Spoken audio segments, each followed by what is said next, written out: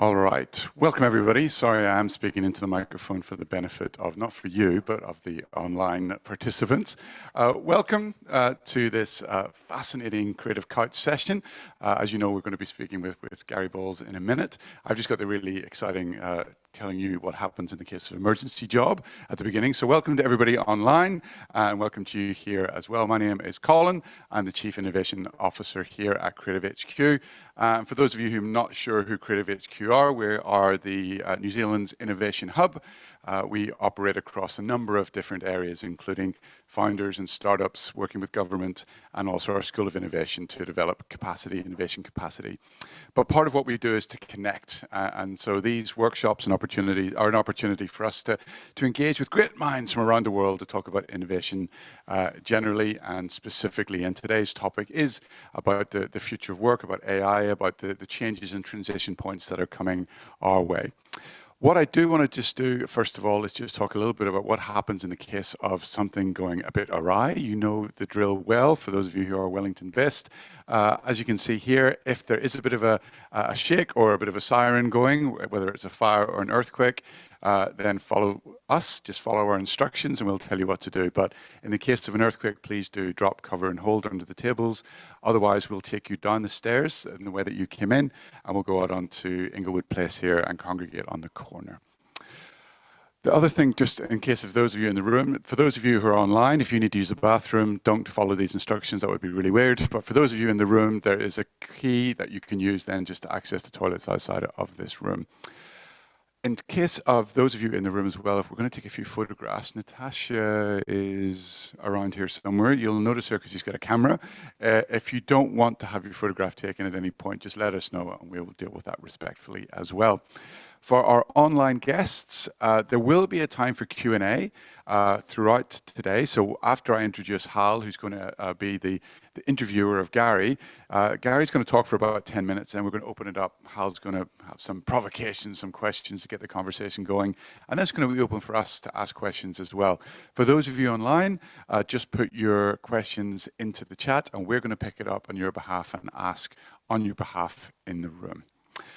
All right, I think that leads us to the star of the show. So for those of you in the room, if you can clap at home as well, just if you're by yourself, that's fine. But a round of applause, please, for Gary Bolles and Hal. I'm not really whom you're here to see, but my name is Hal Josephson, and although I sound like an American, I'm a transplanted American. I've lived in Hawke's Bay for 20 years, or at least a third of my life.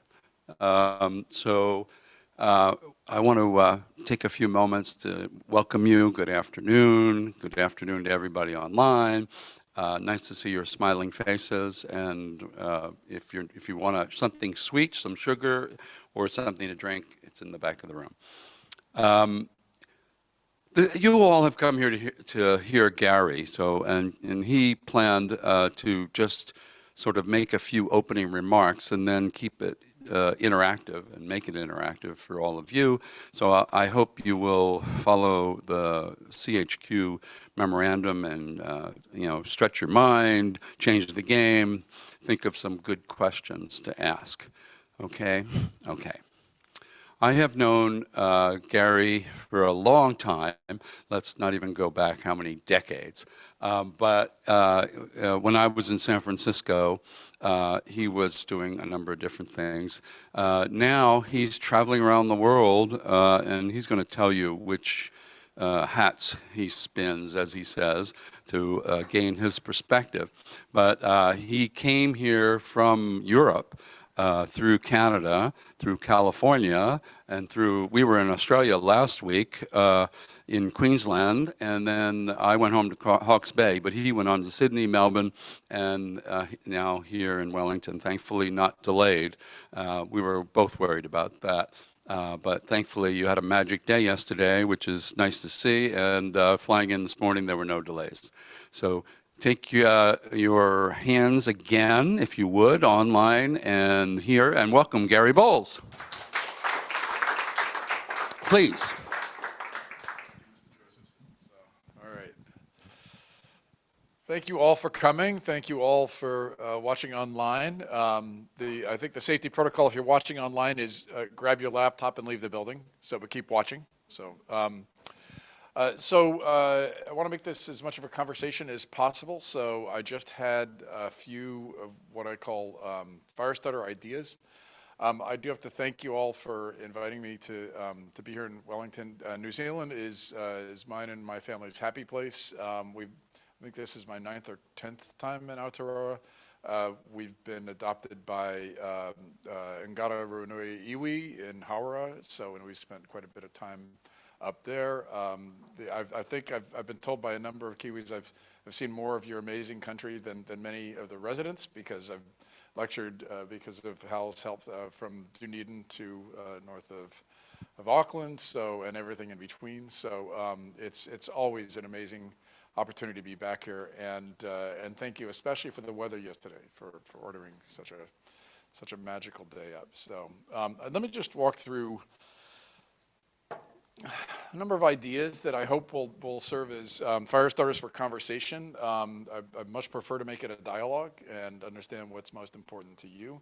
I have the gift of, as Hal was saying, traveling around the world and meeting people, everything from doing workshops for teenagers, for the iwi at Stanford D School when they came to visit us, to sitting down with ministers of labor and education in countries ranging from Brazil to Tunisia, to spending a lot of time with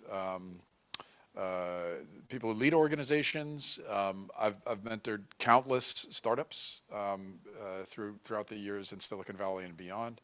And I think each of us has gotten the memo that we live in unique times, and there's so much that is changing constantly. And the questions I get always are, well, so how are these changes affecting the worlds of work, the worlds of learning, how we think about organizations, the ways we can strive to have more purpose in what we do. And so I've got a number of thoughts on those topics, but I want to make this responsive to you and to the folks, the questions that you have online. So I'm just going to walk through some quick fire starters. By the way, I asked Midjourney, the AI tool, give me a picture of Wellington in the year 2075. And I don't think it looks very much like Wellington. I couldn't tell you exactly what this thing here is, but is it, sorry? That's a fountain? Oh, okay, good. So I guess that's the best thing Midjourney, best. Yeah, it's the best. Yeah, it's the best. It's the best way AI can figure all that out. But it sort of feels Wellington-ish, I guess. So, all right. So as Hal was saying, my portfolio of work. So I'm the author of a book called The Next Rules of Work: The Mindset, Skill Set, and Tool Set to Lead Your Organization Through Uncertainty. I'll explain that framing. I'm the chair for the Future of Work with Singularity University, which is a global network of amazing brainiacs on next generation technologies.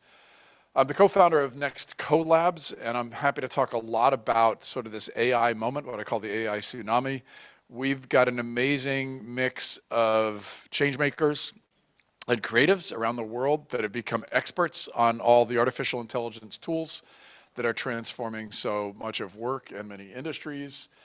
I've got a small but mighty consulting company called Charette. When we focus on initiatives with impact, we try to catalyze initiatives around the world on social entrepreneurship, the future of work, the future of learning, the future of organizations, and we try to bring stakeholders together to be able to solve a range of problems. I'm very easy to find. I hope you'll see this as the beginning of a dialogue. I've got 10 courses on LinkedIn Learning with more than 1.4 million learners. Courses like Learning Mindset, Learning Agility, Leading Change, and the newest one is called Skills for Leading the Future of Work, and I'm happy to talk about some of the insights. And then because there's not enough time in the day, we've got a small but mighty software company that's built from the knowledge of a book called What Color is Your Parachute? The World's Career Manual. Have any of you ever been to Los Angeles? You know that when you're the waiter or waitress that serves you, they're always an actor or actress. Like that's a law in Los Angeles. In San Francisco, you have to have a software company if you stand up in front of a group. That's also a law. So we built this from tools to be able to help people to navigate career change.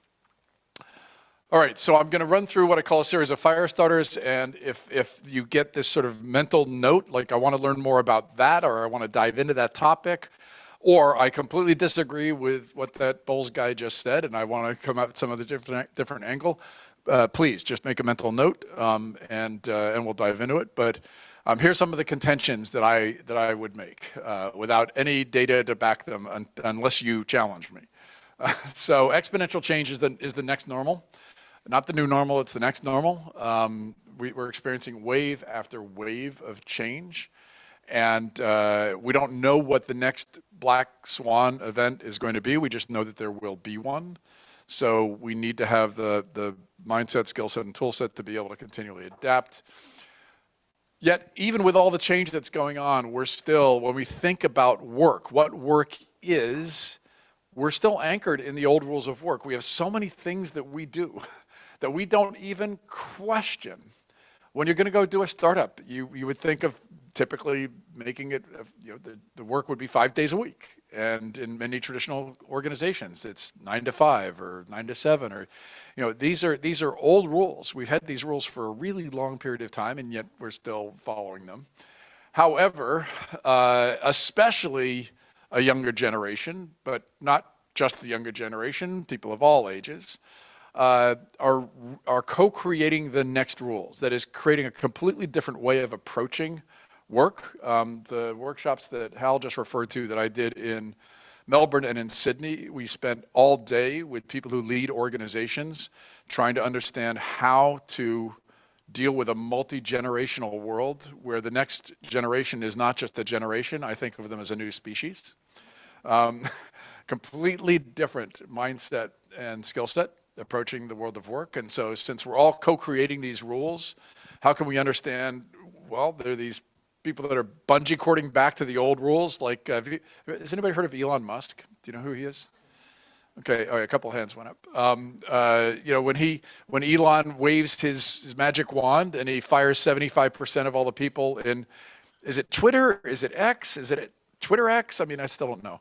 But whatever company he bought and devastated, he can fire 75% of them and make the other 25% work under their desks, sleep under their desks and work all day long. That's the old rules of work. And yet there's lots and lots of organizations that are experimenting with these next rules of flexible and adaptive work, and all that's happening at the same time. So how do we think about that, and what are the strategies that organizations can use? So I believe what we're doing is each of us as individuals, with our organizations, with many industries, we're going through a constant process of transformation. If we just think of change or disruptive change, that's something that gets done to us. If we think of transformation, that's something we choose. We want to go from the little caterpillar crawling along to the butterfly that can fly away, and all the stages in between. And so that's what transformation is where we're intentionally deciding what we want to become. This is interesting. We seem to have run into a little, as I'm fond of saying, I think I said this earlier, at Singularity we have a phrase, AI, artificial intelligence, is easy, but AV, audiovisual, is hard. So it looks like I'm getting some very interesting artifacts on my slides. Oh, there we go. Okay, so I said mindset, skill set, and tool set. This is how each of us navigates exponential change. I want to explain what each of those is, but very briefly, mindset is how we prepare for what's next. There's a whole bunch of cognitive biases going on in this little soup we call our brains that are the ways we as humans continually prepare ourselves, whether we're about to walk into a meeting or going to have some big pivot that's coming in our lives or our work. That's how we prepare for what's next. And so mindset is critical in thinking about how each of us is continually navigating this, especially this AI moment. Skill set, each of us has dozens and dozens of skills, and there's two kinds of skills. I'm happy to sort of break that down for you, but basically, if I can wave my magic wand and give 4 skills to every human on the planet, it's the ability to be problem solvers who are adaptive, creative, and with empathy. and that just happens to spell pace in English, since I talk so much about the pace and scale of change. And then I've talked about mindset, skill set, tool set. Tool set is essentially the techniques and the technologies that we as humans use to solve problems. That's the way to think about it. So the techniques, we talk a lot at Singularity University about not just design thinking, but rapid prototyping, which is design thinking on steroids, and then moonshot thinking, which is rapid prototyping on steroids. so double steroid injection, and I'm happy to talk about what those techniques are and how we're constantly co-creating new techniques. And then effective techniques find their ways into technology. We used to do long division, and now we use calculators. And we used to try to come up with an essay at the last minute before we have to submit it, and now we use ChatGPT and hope that the teacher won't figure that out. So that we always have these techniques that continually make their way into technologies. And we as humans, we are constantly, there's a line by Winston Churchill that is mangled. Winston Churchill said, we shape our buildings and our buildings shape us. It's the same thing with our technologies. We create our technologies and then our technologies shape us. And so when you think about, for instance, the impact of let's say, generative AI and large language models, specifically on work, we created those tools, and those tools then are continually influencing what we do in the realm of work. And I'm happy to sort of break that down for you and what we've seen. It's a work in progress. And the tool makers, the Silicon Valley companies and beyond that are doing this, they themselves are going through tremendous transitions. You might have heard about this, Sam Altman, OpenAI, Palace intrigue. I just wrote a hot take for a magazine last night, talking about sort of how to think about that. But the basic premise is this is a constantly moving landscape. You're continually having new tools that you can put on and take off the tool belt.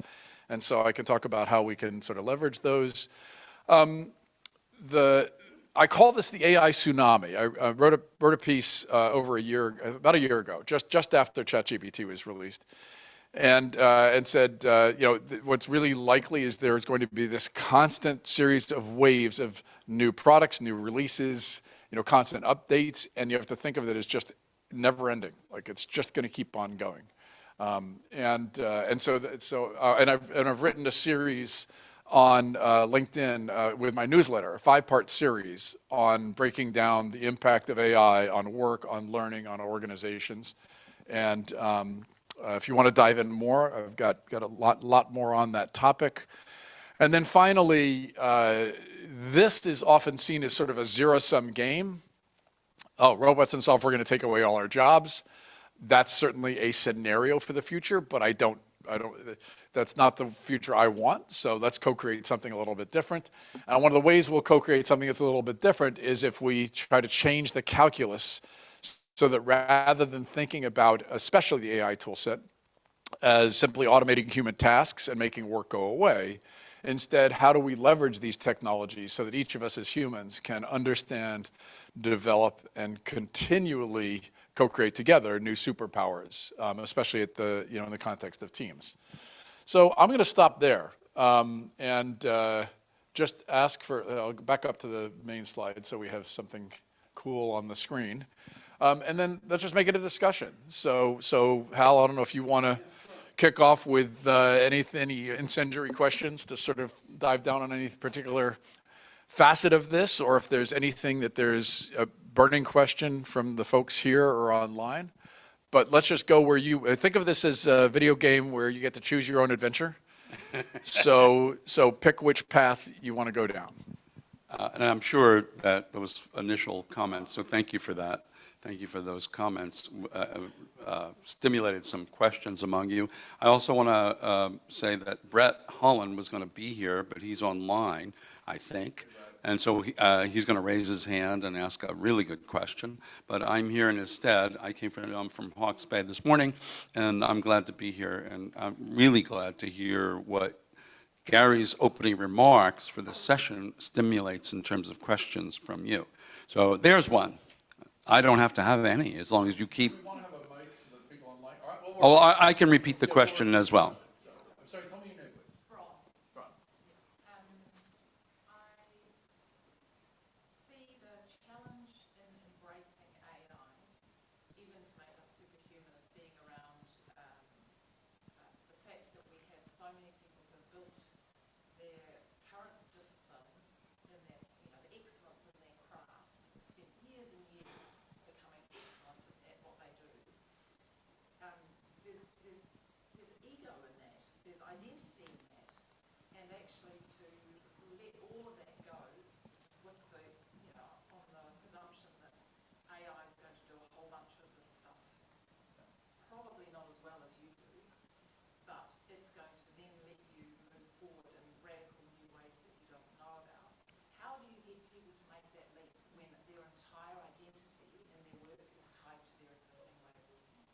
Do you want to repeat No, the no, no, question? please go ahead. As I understood, the question was, how do you get people to make the leap that AI is not going to take away their jobs, and how do they keep their identity and acquire superpowers? Is that one way of saying that? Well, Yeah. yeah, how do you deal with it? Yeah, yeah. How do you- yeah, how yeah, do you deal with it? Yeah, Okay. yeah. All right, so it's a brilliant question, and there's this. If I had a whiteboard, I'd have 7 different things I want to say about it. So so I'm just going to try to sort of hit a couple of the major points. So first off, automation always changes work, always, from the time of the plow on out, and it always disrupts existing work and creates new opportunities, and sometimes that is not connected. The buggy whip manufacturers go away, and there's no really clear job that a buggy whip manufacturer should do afterwards, right? They're going to have to figure out how to be able to leverage their skills in other ways. So the book that I mentioned, What Color Is Your Parachute, that we've built this software company from, was written by my father, a recovering minister in San Francisco who wrote the world's career manual. 10 million copies in print, 17 languages. He passed away 5 years ago, but we started this software company before he passed away.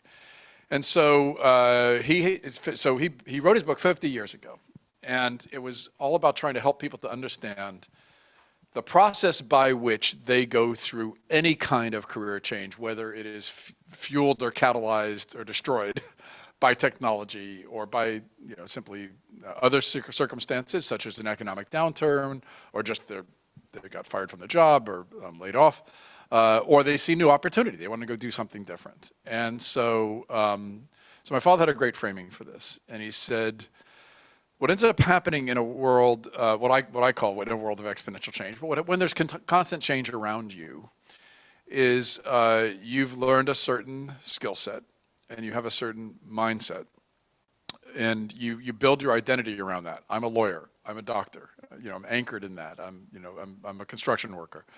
And then along comes circumstances where you can't do that thing anymore. And there's some jobs where it's an especially hard process to try to disconnect yourself. If you were a teacher, if you worked in the military, if you were a minister, you're in an environment where it's sort of envelops you. It's mother and father. It's very, very hard to do that identity shift. So I'll give you my father's recommendation and my recommendation. So my father's recommendation was to try to find the process and the language where you instead say, I am a person who ... So I'm a person who uses the skills of a doctor, the skills of a lawyer, or the skills that there's a set of abilities that I've developed, and I can solve certain kinds of problems. And then, this won't be quite so easy holding a microphone, but think of it as a Venn diagram. So here's my current skill set, and then here's the potential scenarios for other things I might do, and how much overlap is there between those options. And what you find out is there's certain work roles where there's a ton of overlap. Now, what happens when that process of disruption is fueled by technology? It can happen fast or it can happen slow. So I'm a recovering journalist. I used to be the editorial director of 6 technology magazines in the early 90s. I wouldn't do it now. It's a horrible business. However, in that industry, 50% of all the jobs have gone away, of traditional media, magazines and newspapers, over a period of 30 years. So that was the canary in the coal mine. When the internet, this thing called the internet that you may have used once or twice, came along, that was the canary in the coal mine, was the media business. And I actually started a magazine in 1994, believe it or not, called Interactive Week, the internet's first newspaper. And we documented our own demise. Literally had articles about how the media arena was going to go away, and or at least going to be transformed. And there were far more jobs created in new media, far more jobs created in new media. So here's a little bit what's different with the canaries in the coal mine when a new technology comes out. First off, though change is exponential, our human minds think linearly. and we just say, oh, wait a minute, ChatGPT is going to take away every job on the planet because if you did anything that was creative or with writing or with images with DALL-E 3, or those jobs are going to go away. So the research, we're all still workshopping this. This is a work in progress, but the research right now shows a couple of things. First off, it says that there are certain work roles where absolutely it's going to have an impact because of the decisions made by the people who pay for those services. So if you're a freelance photographer, if you're a freelance writer, you're the canaries in the coal mine. But it has nothing to do with the technologies. It has everything to do with the decisions of the people who used to pay you. And so if they still think, well, you know what, sure, Midjourney does nice pictures, but I still want you to go out and take the photograph because you'll do an incredible job. Or you can generate a whole bunch of images and then you workshop the ones to be able to create the best ones. You can just do 10 times as many as you used to use before. That's a decision by the people who pay you. Robots and software do not make jobs go away. They simply automate tasks. It's a human's decision if a job goes away, and we can make different decisions.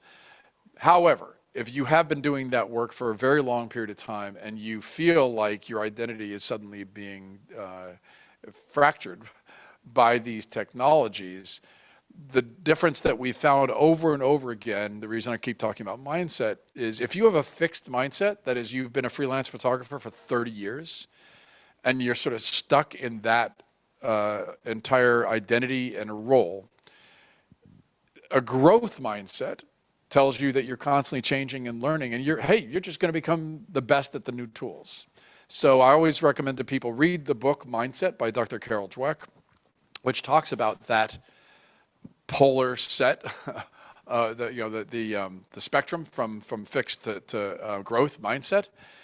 And that is one of the first deliverables for anybody who feel that they might be impacted by these technologies, is to get themselves into the framing of a growth mindset where they can continually learn and change to be able to leverage the tools and to be able to develop new superpowers with them.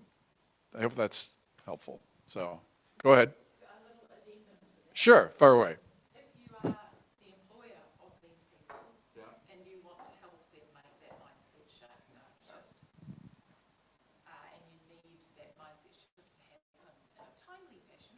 AI is moving rapidly. Yeah. How might you suggest you do that? Do you want to repeat it, or I think you can frame okay? No, okay, I'll frame it. Yeah, frame it. Just so just saying. So how do you help people? How do you help people with this transition? So, there's no single answer because there's a variety of different characteristics for each of us as we are on the doorstep of change. So what I always say, first off, it's helpful to understand how people have navigated change in the past.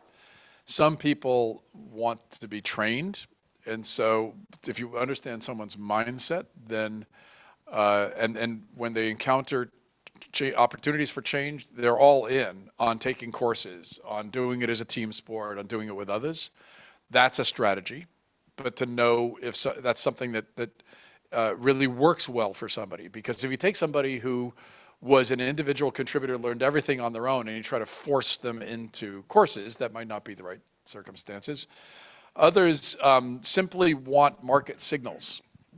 So if you say you have been working in a mine and the jobs in the mine are going away, which they are all over the world, it's mostly being done by robots down there.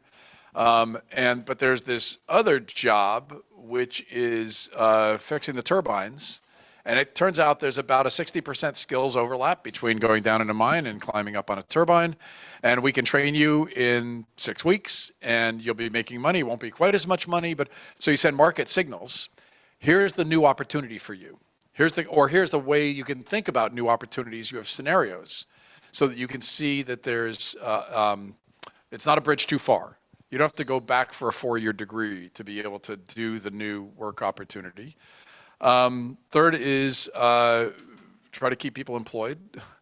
We find that it's much harder. The identity can drop down to 0 or even lower, below ground, if you're told, okay, you don't have a job, we're going to give you a little bit of money, but it's going to run out pretty quickly, and you're completely disconnected from that identity. So keep people employed. And then the fourth thing is try to make it a team sport. So as much as possible, people work really well. Many people work well off of social signals. So if you are doing it as a group with others, that tends to help you to come along in a process, and especially if they're supporting each other, so that they can learn more rapidly. So I hope some of those are helpful. So what's your name? Yeah, do you want to tell me your name? Jude. Jude. Yeah, please, Jude.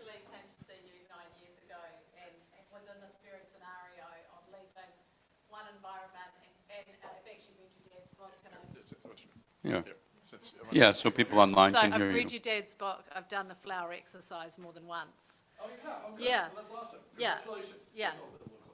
Oh, I've got a voice that projects. Just put it down, put it like this, okay? Yeah, like that. Thanks for the instruction. I'd really recommend coaching, particularly for individuals. I mean, that's part of the suite. I really liked what you were talking about in terms of, looking to the individual to see what their needs are, because people have different needs and styles. But coaching really can't hurt anybody, It's empowering, and particularly if people want individual kind of ministering, for want of a better term. But that would be one of the tools, definitely, as well as all the ones that Gary's described. Thank you. The only population we found sometimes that initially doesn't love the coaching thing are the C-suite, CEO types who think that they're perfect. Like, why would I need? I mean, that would imply that I'm not the best at my work, that I would need somebody to help me. So, Gary, can you, given all you're a global medicine, really, given all the traveling you've done over the past 2 years, where do you think, what country or region is doing the best job incorporating innovation and, growing with the tsunami of change? that's an excellent question. So, no country's perfect. Every country's a work in progress. The ones that you're going to know this immediately from your understanding of startups, but the ones that are smaller tend to be nimbler. So Estonia, a country of 1 million people, decided that it wanted to be digital Estonia, and basically you can start a company with an app in about 5 minutes. You can pay your taxes in about 5 minutes. Anybody in the world can become an Estonian citizen, a digital citizen with an app. And it's not perfect, but it's a small country, and it was able to do that very, very quickly. Singapore was having a big problem in helping to continually develop at the country level the skills they needed in a variety of different industries. So a friend of mine, Michael Fung, started a program called Skills Future Singapore, which requires industries in Singapore to all send those market signals. What are the skills you need now and tomorrow? And then all the educational institutions in the country are given that as a prescription, and they must continually update their curriculum every year to be able to meet the needs of industry. Israel, is the startup nation. They have a number of really useful characteristics, such as national service, which builds cohesive tissue between people across the country. And then that creates a lot of relationships, and then that in turn means, for instance, such as with cybersecurity tech, they've got a ready market. And then there's a variety of other examples I can give you of countries that have done some aspect of being able to become much more nimble and adaptive. But I'd say at the most basic, it's the mindset. It's a cultural set of anchors about risk taking. Conversely, I'm curious, what country do you think is doing the least amount these days and has the most way to go? And can we learn from them? Can one learn from them? Yeah.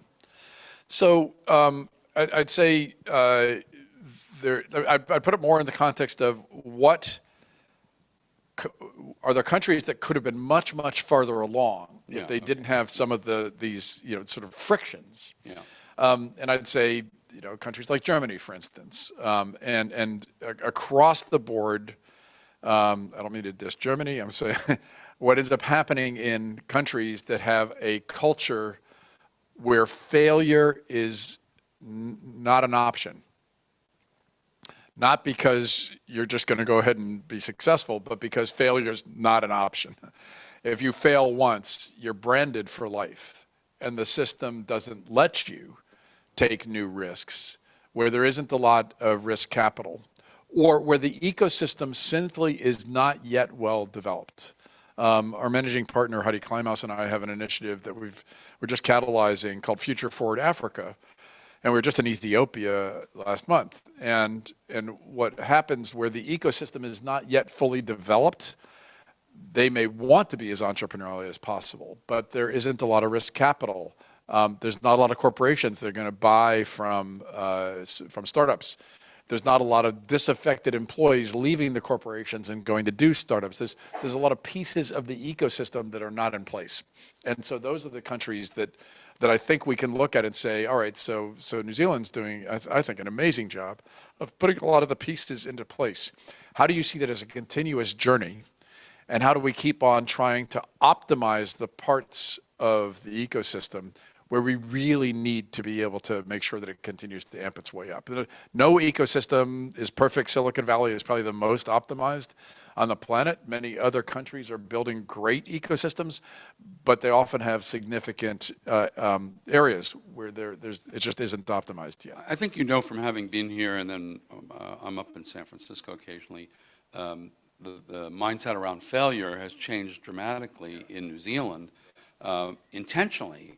There was Callahan Innovation, all of the organizations that are dealing with entrepreneurship, they've all changed startups. But it used to be, I knew, so I have been running Innovate Hawke's Bay for the last couple of years. But even before that, there were young people who mortgaged their house and they had a startup and it failed and they just wanted to crawl under a rock. And that has changed dramatically. They're using other people's money. There's money available. There's minorities and women who are finding the pathway to funding. And we worked on that. Not Wired, Idealog did a 16-page insert about failure. I think a lot of people in the country read it, and we interviewed some people in that regard at one point. So there's been a lot of change here, and even CHQ, you can speak how it's changing and how it will change. But I really, given that, Gary's here for the day, want to hear questions from all of you. He put forth some fire starters, and maybe it made you think differently. Yeah, there you go, Jules. Yeah. Are you seeing any innovations around matching people to work or jobs? Yeah. Are there innovations matching people to work or jobs?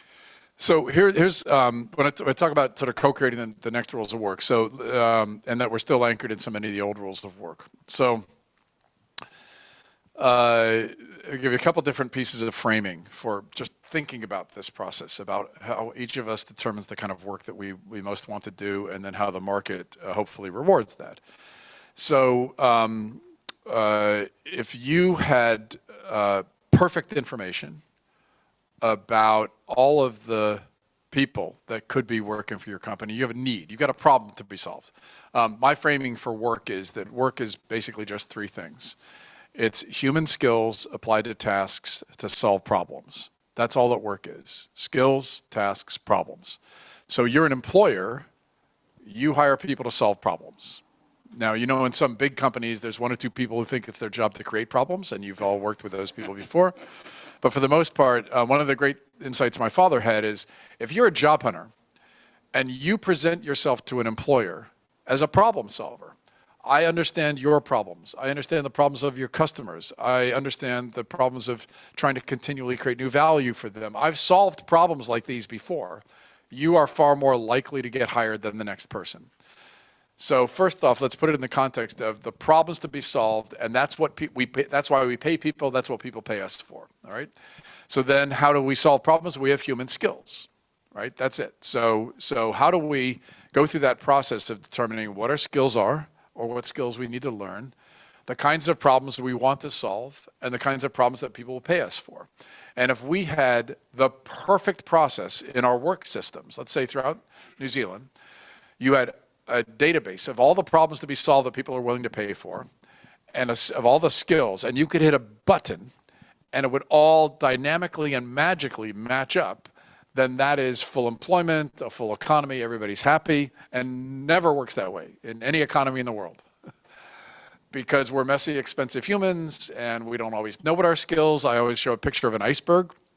We're kind of like an iceberg. There's this whole set of capacities and potential that is below the waterline, and we don't even see it. And then when we hire for this tiny, tiny little bit above the waterline that's in the resume or Vitae or on LinkedIn.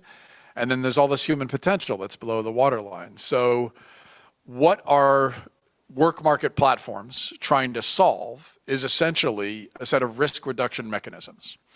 So if you want to hire somebody and you knew with absolute certainty that the next person to walk through the door had exactly the right skill set and mindset, could leverage the right tool set, you'd hire them. But you don't have that certainty. In the same way, if you thought the next person to walk through the door is the person you're going to marry, you just walk up to them and say, hey, we're meant for each other. Well, I tried that when my wife and I started to date. It didn't work, but well, eventually maybe. But you don't have that certainty. And so we put all these risk reduction mechanisms in place, and we call it hiring. And how do we reduce the risk? And what we've done in the past is we said, well, we'll use interviewing and that sort of thing. And what we know is that there are all sorts of ways to soften the walls of organizations through mentorships, through apprenticeships, through gig work, through project work, there's lots of different ways to do that risk reduction process without having to put all these barriers in place. And if we think of, instead of having a flow of human capital that can help to solve the problems of the organization, we would do more and more of those programs so that when a new problem arises, we know where to look. Within the organization, we would have enterprise skills databases and enterprise project marketplaces, which many large organizations are putting in place. So we know what's below the waterline. What are all the skills of the people inside the walls of the organization? And we know what the problems to be solved are. We have projects that we can match them up. When you get hired at Google as a programmer, you don't actually have a job. You're hired for a profile. You go through the same training program, whether you went to a code camp or Carnegie Mellon University, and then you date around to different work groups to see where the match is. So now think about that within your own organization, even within your startup. How do you soften the walls? And then how do you think about the process of understanding and developing new skills? So there are tremendous innovations now. There's a lot of different innovators that are obviously looking at the AI tsunami as an opportunity to put new tools in place. I'd say there's two completely different mindsets. One mindset is to automate the old rules of work. And as you might imagine, I think that's a failure. If you're using ChatGPT to just write a better resume, I think that's a failure for everybody, right? Because you're just following the risk reduction mechanism of the existing hiring system, and maybe that's the only way you feel you can get access. My father had a completely different set of approaches to doing that, was built much more on building relationships and that sort of thing. But that's one mindset. And then there's another mindset which says, wait a minute, let's just rewrite the rules.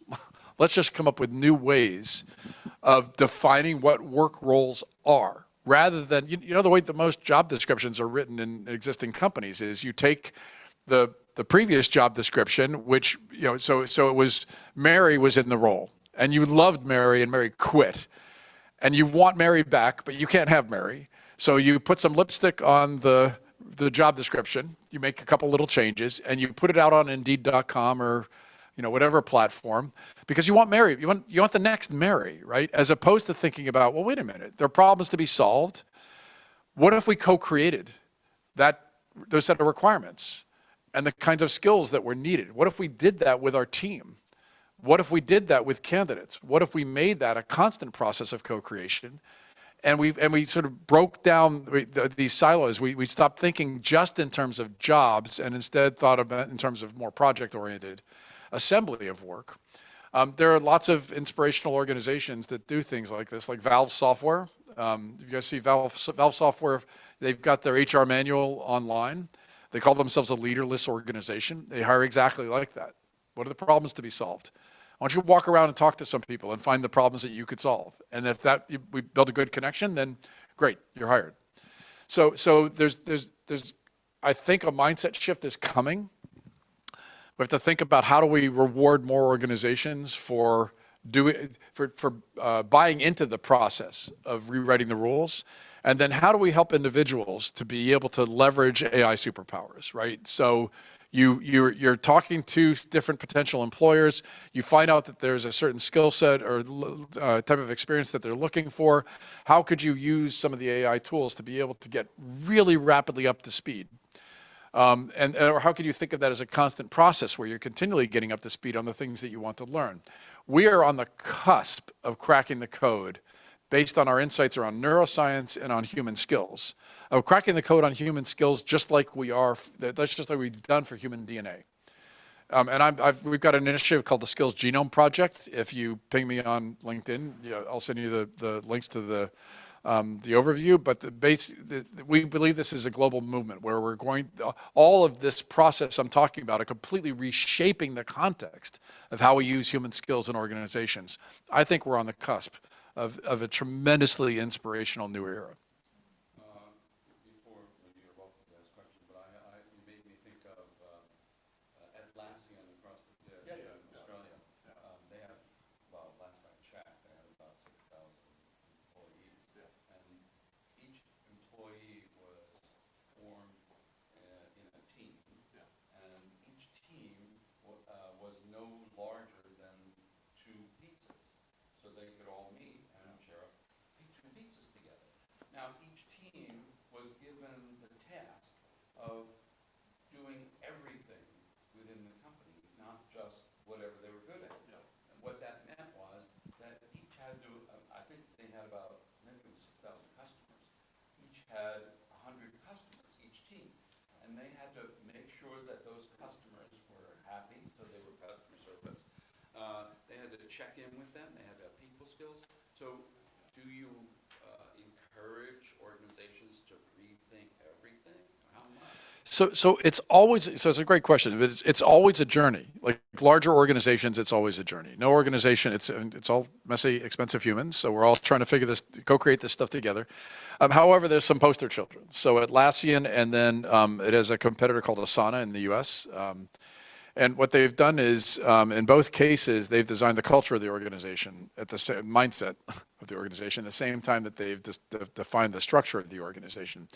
And so what underpins what you were talking about at Atlassian and what Asana has done as well is they have an operating system. That is, they have software where they are continually putting the information about what they're working on, where it's available to anybody.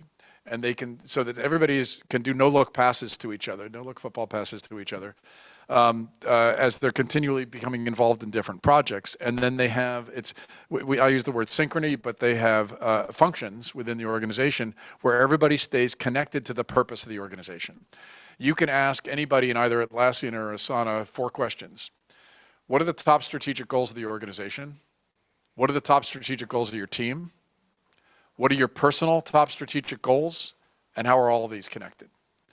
So you can stop somebody sweeping the floor, literally, and they know how they are creating value for the organization stakeholders. Now, you do that in your organization, even if you're a tiny startup, what are you likely to get? You're either likely to get a blank stare or different answers from different people. And so that's a problem to be solved. Think about how you build that kind of synchrony in your organization. Now, I'm going to keep on giving you what I think the vision of the future is. And in my case, I believe that the future of the organization is community. The way we have made organizations now is we've created them in a structure that literally comes from the days of Alexander the Great. Hierarchy. the whole idea that you had a person in charge who had people reporting to him or her and so on. But when your empire stretches across thousands of kilometers and the greatest technology of the time for communication is a carrier pigeon, you need to be able to make sure that the command that you gave is carried all the way through the empire. And I don't know about you, but the last time I looked, we have some slightly, I call this your digital distraction device. We have some slightly faster communication capabilities nowadays. And so the reason I believe we're on the cusp of what I call a community operating system for the organization, and the organization as community, is that the more rapidly we move, the more distributed we are as organizations, the more we have a flow of human talent coming in, we need social cohesion. We need to be connected to the purpose of the organization and to each other.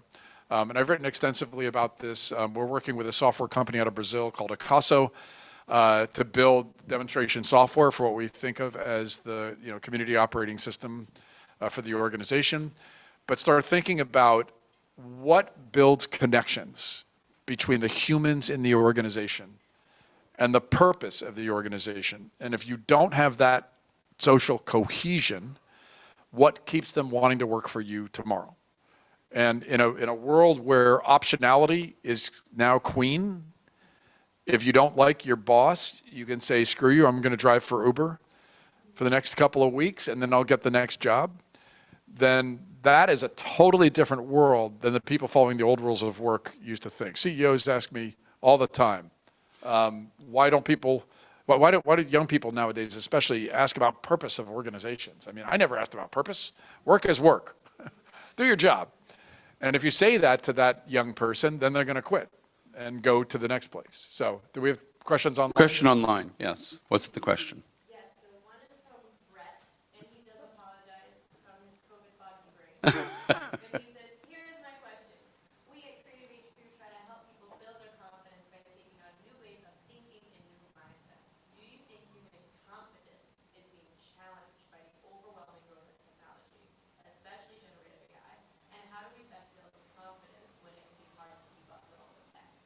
It was a question about confidence. Yes. So,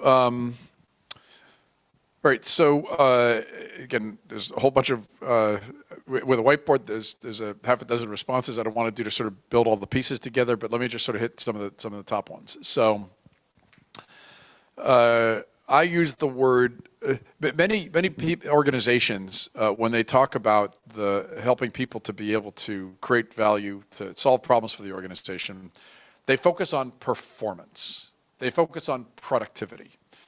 And the challenge is that so many of the old rules of work we've inherited from the industrial era.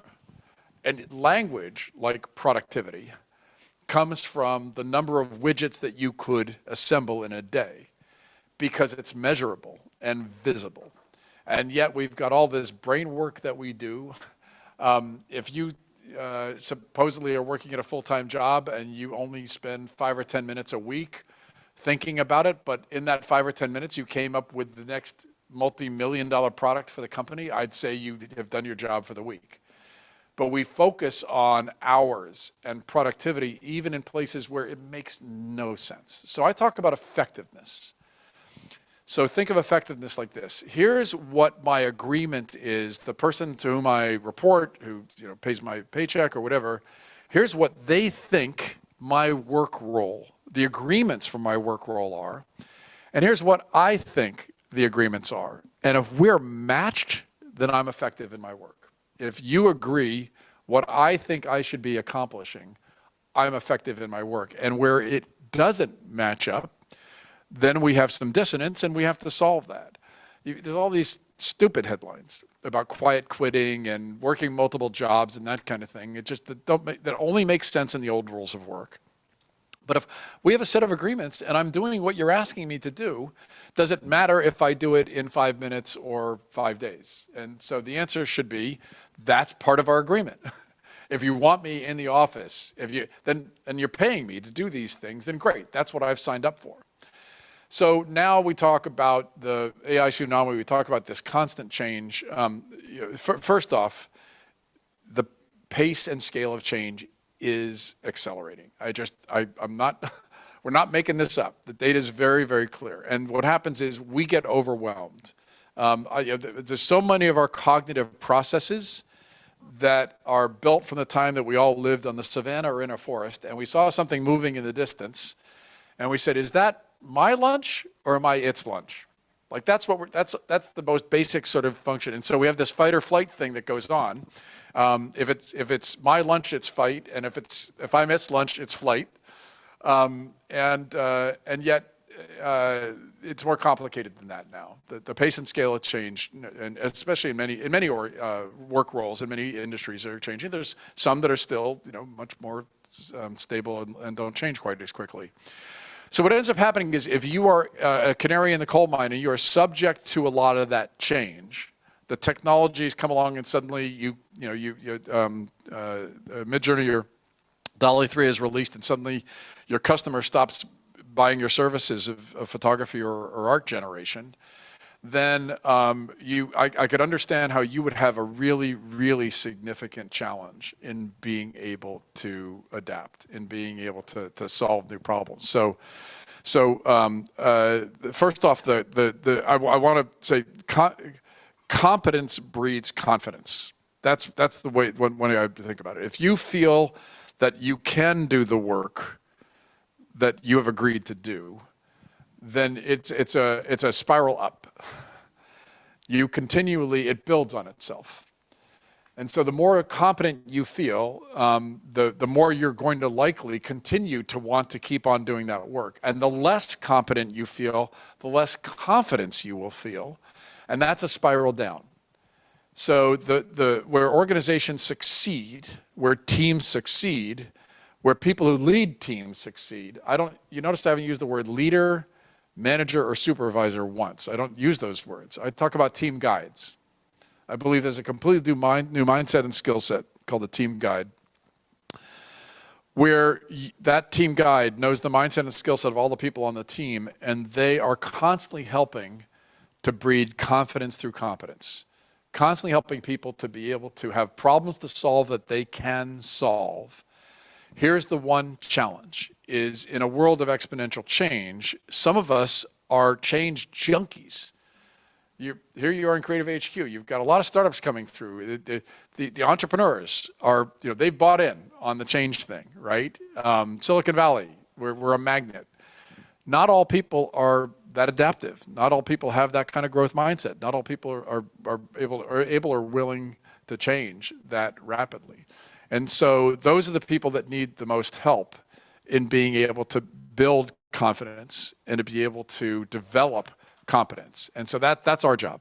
That's our job as people who lead teams, is to be able to help people to be able to, you have to give them the right scale or context for problems to solve. And I'll give you one story. Very long answer, Brett. Sorry. Great question. I'll give you one context that sometimes people find helpful. I heard a podcast from the CMO of a tech company, and she's the mother of a 5-year-old. And she was asked a question about how you help workers to be able to develop confidence solving new problems. And she said, all right, so I took my 5-year-old to the beach for the first time, and he had never been at the ocean. And I'm freaking out as a mother because he's going to run into the waves and get swept out. It's like, so on the other hand, if I don't let him take a little bit of a risk, then he's not going to feel like he ever learned something. So I'm watching the waves, and so it can't be too little, or he's going to feel like nothing happened. It can't be too big, or I won't see my son again. All right, so I kept watching, and then I said, go. And the kid runs into the waves. He gets knocked down. He comes back with a huge smile on his face. He defeated the ocean, and everybody's happy, right? So she's happy as a mom. She gave him a little, the risk he could manage. And so she said, here's the way I think about it with my employees. Size the wave. Give people things that stretch them, that push them, that help them develop confidence in competence. But if it's so far away from what they might feel successful at doing, you will actually degrade confidence because they won't feel competent in doing that. So that's why you must know the mindset and the skill set and provide the right tool set. And that's why I talk so much about the team guide. That's the person that is there. The old rules that we followed were you had to have all the answers. if you're the manager or the supervisor or the leader, not my favorite word, I use the word leading. I think everybody in an organization can lead. The floor is dirty. We're all sitting around here thinking, oh, who's going to come clean up the floor? We do it together. Like somebody's got to lead, right? And so instead you think about, as a team guide, how do you ask the best questions? How are you the one who is constantly helping others to be able to solve problems? How do you get them the resources and remove the barriers that they need to be able to develop confidence in their competence? The old way we used to judge ourselves as people who lead is how many problems you solved. And I believe that the way we'll judge ourselves in the future is how many problems never reach your desk. There's question. another question from online. Yes, thank you. So Carla, and this might piggyback really well off that confidence. What are some of the innovative ways and rules of working that you are seeing in your travels? Okay, great. Sorry, what was the name? Her name? Carla. Carla. Thanks, Carla. All right. So think of the framing like this. I said what I thought work is. Let me tell you what I think a job is. So a job has 6 different characteristics. And it's the 6 W's. You could make them up yourself. What, where, who, how, when, why. You just 6 W's. How is a W? How has a W? How ends in a W? There's still a W there. And it just so happens these are the 6 questions that Aristotle asked when he encountered a question where he was trying to determine if the answer was moral. And so, so think of the different characteristics of work. What you do, in the past it was often tasks. That's how we write job descriptions. And in the future it's skills and problems. Where, that's what all this hybrid work discussion is around. I think hybrid's a failure of a language. A hybrid's a car, it's not humans. But the where, you have different places where you do your best work. If you're with a team and you're solving a problem, it could be with a whiteboard, it could be walking in a park, it could be doing bungee jumping with each other. I mean, the where is very context dependent. The when, each of us has times that are optimized in the day, in the week, in a month where we do different activities. And we follow the old rules of work by saying it has to start at 9 a.m. in the same location. So what, where, when, who. In the past, it was the person in the cubicle next to us. And then along comes a pandemic and this Zoom thing, and it could be half the people on the planet with internet access. So we've opened the aperture for who, what, where, when, who, how. Both the context of the organization and work roles. So that hierarchy thing we inherited from Alexander, I don't think we have to work that way anymore. And the same way with the work roles. I don't think we have to call them managers and supervisors and put all this stuff on their shoulders. That's impossible in a world of exponential change. And then the why.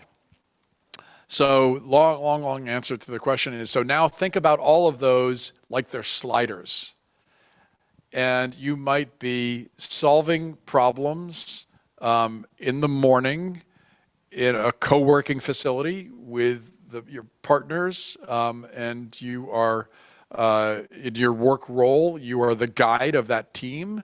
And the why is because you're coming up with the next product for your or service for your organization.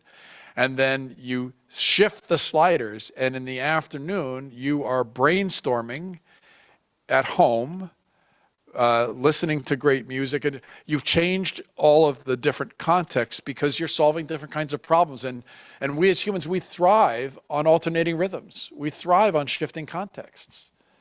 And so just to answer some of the varieties that we've heard, first off, I've met tons of digital nomads. My wife and I she's our managing partner. She's here with me today. We have Ulysses, the sick cat at home. And there's an incredible service called Trusted House Sitters, trustedhousesitters.com. And these are people who work all around the world, they're digital nomads, and they house sit for free. You just pay an annual fee, but they house sit for free, and they work from that location. And some of them have never seen a home base in months. Okay, 5 minutes. So just think of it. If you had a magic wand, and I gave you the freedom to conceive at any given time or place, how would you move those sliders? How would you optimize them? Now, the world doesn't actually work that way. Very few of us have that level of flexibility. So instead, what are your degrees of freedom? That's the way to be thinking about the design of how and where and when, with whom you work. So I was talking about Atlassian, and I was talking about Asana. The way they've solved that is that there's an underpinning of software that they use, that they've created. That's what their companies create, where people put all the activities they're putting onto the platform. So you know what each person is doing, and you constantly on a weekly or bi-weekly basis are negotiating and discussing with your team where and when and who and what you need to be doing, because that is a constantly changing landscape. And so not all organizations have those resources. Not all organizations have that mindset or culture, but think of it as a journey. How can you start to build more flexibility? Because that is especially what a younger crowd is not just asking for, but demanding. Because what it implies then is there's voice. Yeah. Is you as a team get to talk to each other on an ongoing basis, and then you have the power to co-create what the strategy should be for the coming time. We've only got 10 more minutes, so I see a number of hands. So both of you will ask those questions, and that'll be, I don't see any other hands. Yeah. But then we'll open it up to informal time. Yeah. I just want to make a comment. I think well, I've never really had a job, but but the last company in Silicon Valley, they required every 90 days to fill out a due doc. Yeah. What did you do for the last 90 days? And it went to the CEO originally, then we grew to 1,400 people, and went to whomever was in charge of that group, or that group of teams. Okay, next. Okay, so sorry, what's your name? John, I have a question about the new generation that's coming to the next normal.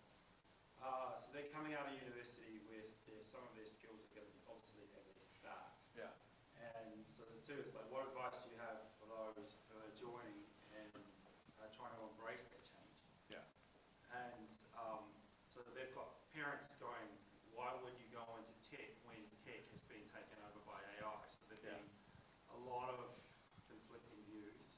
But I'm also thinking about their expectations that if they see these skills, the ones that they would do and learn, being superseded by AI, how are they going to know they have confidence to create their career path, knowing where the things that they would normally do and the expectations of employers is being replaced, like a lot of the basic tasks that AI can do, right? So it's like juniors don't have that opportunity. What's your thoughts? Thank you, John. You want to frame that question? Yeah, right. So, John's great question. But the basic question is, the technology is, dramatically reshaping work, and then for young people especially, when the fog is so thick down the highway, you can't see what would be a safe job or where would you use your skills, and then along comes AI and it looks like it's automating stuff even faster. And how would you possibly know? Like, what would you be able the process you could go through, and especially how then can parents be helpful in the process? So first, I would say parents anchored in the old rules of work will find it very, very difficult to be helpful in the process, because you want your kid to study a safe field, go to a safe uni, go into a safe industry, and get a safe job. And I don't know that any of those exist. So maybe plastic surgery. No, robots will do that too. All right, so nothing's safe, right? As far as I'm concerned, I can't tell you what jobs will be exactly the same in 10 years that they are today. All right, so back to the skill set. First off, your kid's got to be a problem solver. They've got to be adaptive, they've got to be creative, and they've got to use empathy. Secondly, more and more as we unbundle work, young people are often creating their own portfolios of work. So if we could pop the slides up on the screen, which we won't, but if the deck There's a QR code in the deck. I just want to make sure. Do you mind popping that just back up again? So there's a QR code. The entire deck is online. So you have access to it. I have 220 slides with background on everything I've just told you. So all the images, all that sort of thing. Yeah, just right. Yeah, no, go to it's slide number 3, I think, has, yeah, that right there. That has the, yeah, if you can pop that up, that has the QR code on it. So, but I want you to picture, actually, can you pop it through just a couple more? It still is the same QR code. To the one with the, yeah, okay, so this is great. No, back up one. Okay, let me just show you. Perfect. This is exactly what I want to show you. The old rules of work. 3 phases, 3 boxes, as my father called them. He wrote a book called The 3 Boxes of Life. Education, work, leisure. Young person comes out of uni, vocational school, technical school, high school, and then in the past, they amortized that investment across this box, right? Next slide, please. Sorry, I should have grabbed the control. Good. Oh, thank you. All right. So, what are the next rules? What are they co-creating? What are they figuring out? All right. So, yeah, you still go to some level of education, the education box, and you get your first job, but then they want to do a gap month with their friends, and they want to keep learning online. And then they get a day job, but they're driving for Uber at night, and they're working on a startup with their friends. So this is a portfolio of work. So the whole idea behind this is flexibility, is optionality. They know the world's on fire. They know that change is disruptive change is constant. They can't tell what is going to be that stable source of income in the future. And so what does your investment counselor tell you to do? Have a big chunk of safe parts of your investment, take a little more risk, and have a small part of your portfolio that's a lot more risk. Day job, Uber, working on a startup. And so they're building portfolio theory without ever having been trained in it. And so parents ask me all the time, why won't my kid get a real job? I show them this, and their heads explode because they don't know how to help their kid. I'm sorry, you don't know how to help your kid. Just be supportive. Go back to those skills I was telling you about of teaching them to be problem solvers, adaptive, creative, and with empathy. They're going to be fine. Because the difference with the AI tool set, and this happens over and over again, it happened with the initial wave of the internet, it happened with cloud computing, it happens over and over again. There are canary in the coal mine work roles, but what ends up happening is work resets, and there's a whole bunch of new opportunity. And the question, the phrase that is most often used nowadays is, AI is not going to take your job. A person using AI tools is going to take your job. And so the more you can get them comfortable, you make them, they're digital natives in that they have a lot of very basic understanding of technologies, help them to get more comfortable with the tools, but the tools will always change. So what they need to do is to be continually adapting and learning. And the more they have a learning mindset, they want to develop new skills. They won't fall behind, because they'll have this constant process of transformation, self-transformation. Does that make sense? Can you hold that question? There's one more question over here. Can we I'm sorry, Bron, you had one more question? Bron, can you hold that for informal time? Okay, I just want to, encourage you all to stay. There's food in the back if you'd like more, or if you haven't had any. And then I want to thank Gary for being here today. Thank you for coming to Wellington all this way. And I invite all of you to talk to Gary over the next half hour or so. And if you have a question or a specific comment, please articulate whatever that is. So thank you very much. Thank you. And thank you all online for being here.